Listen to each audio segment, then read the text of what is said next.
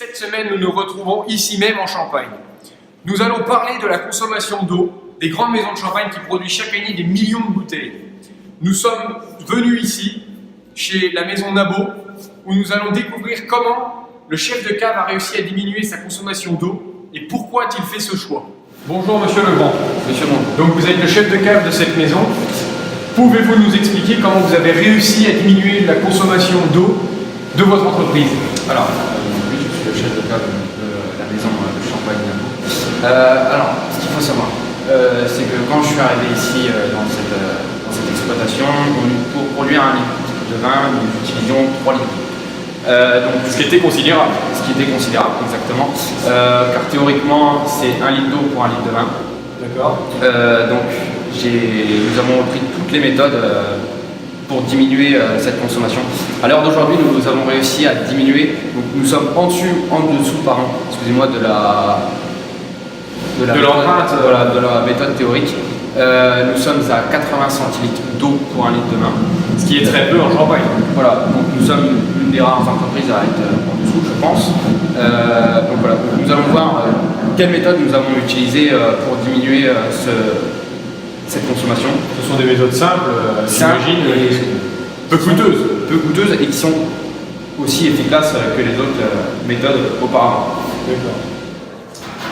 Donc voilà, donc là nous allons voir Monsieur Dupont qui est en train de laver la cuve avec de l'eau chaude et une brosse. Ça va là-dedans? Oui. Bon, c'est pas trop long? Bon. Bon, bah allez, continue. Hein. Donc voilà, donc cette méthode, ce qu'il faut savoir, c'est que grâce à ça, nous n'utilisons pas de soude. Et donc l'eau que nous rejetons n'est pas polluée par la soude, donc c'est une eau plutôt propre. Voilà pourquoi nous utilisons cette méthode. Et donc à présent, vous allez nous expliquer comment vous avez réussi à économiser de l'eau dans une étape qui était très coûteuse en eau, qui s'appelle le dégorgement, c'est ça?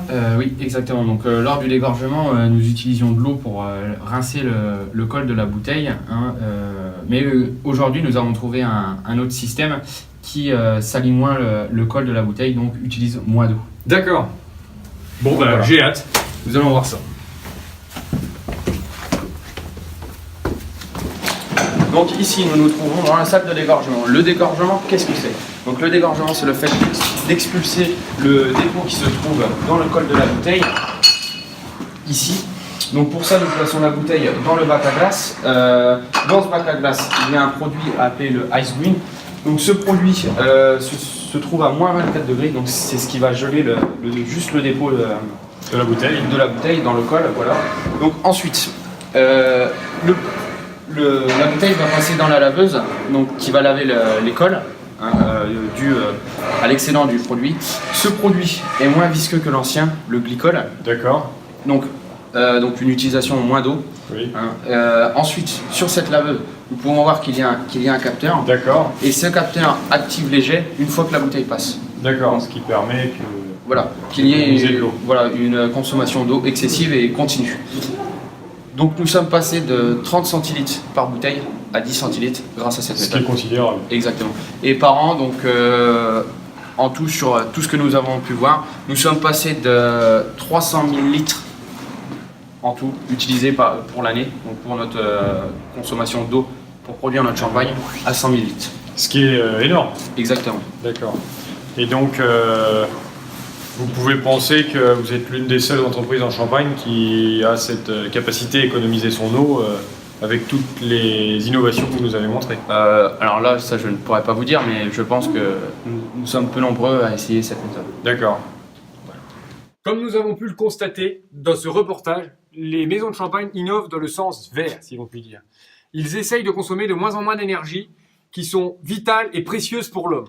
Et maintenant, nous allons nous éclipser un moment pour déguster ce précieux vin que fait la maison Nabo.